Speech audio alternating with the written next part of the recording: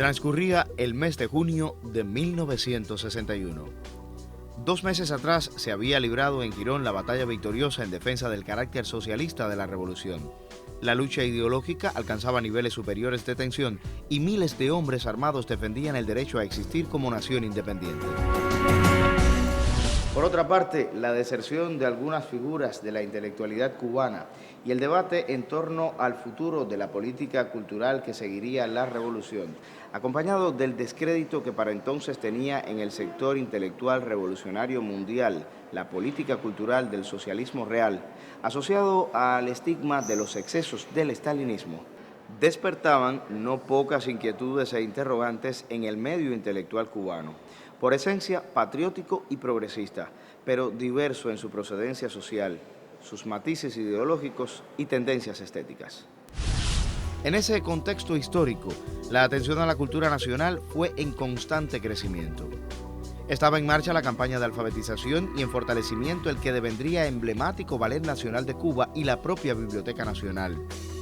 Se terminó la construcción del Teatro Nacional y se habían creado, entre otras instituciones, el Instituto Cubano del Arte e Industrias Cinematográficos, la Casa de las Américas, la Orquesta Sinfónica y la Imprenta Nacional, aparte de hallarse en gestación la Unión de Escritores y Artistas de Cuba.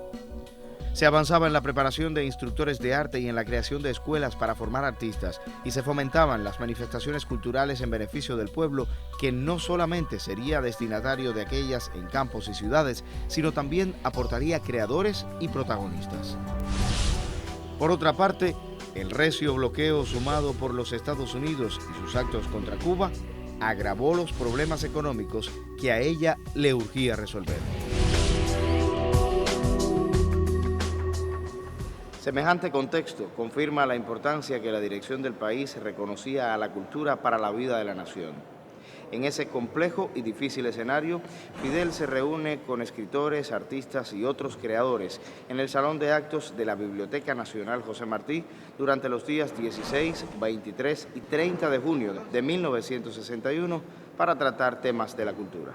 Al final de aquellas jornadas, pronunció entonces una pieza que pasó a la posteridad como Palabras a los intelectuales. No fue aquel un encuentro planificado, ni con programa o agenda previa, ni acotado por filiaciones ideológicas. No se resolvió en un horario fijado o dentro de una jornada. Se mantuvo mientras quedaban cosas por decir, preguntas por hacer, respuestas por recibir. Ante este cuadro, el líder de la Revolución Cubana hizo precisiones necesarias. La revolución cubana tiene que producir inevitablemente también una revolución cultural en nuestro país. El problema fundamental en discusión es si debe haber o no una absoluta libertad de contenido en la expresión artística. La gran preocupación que todos nosotros debemos tener es la revolución en sí misma, porque lo primero es eso, lo primero es la revolución misma y después, entonces, preocuparnos por las demás cuestiones. La revolución no puede ser por esencia enemiga de las libertades. ¿Cuáles son los derechos de los escritores y de los artistas revolucionarios o no revolucionarios? Dentro de la revolución, todo. Contra la revolución, ningún derecho. Una revolución solo puede ser obra de la necesidad y de la voluntad de un pueblo. Y frente a los derechos de todo un pueblo, los derechos de los enemigos de ese pueblo no cuentan. Solo podemos renunciar a aquellos que sean incorregiblemente reaccionarios.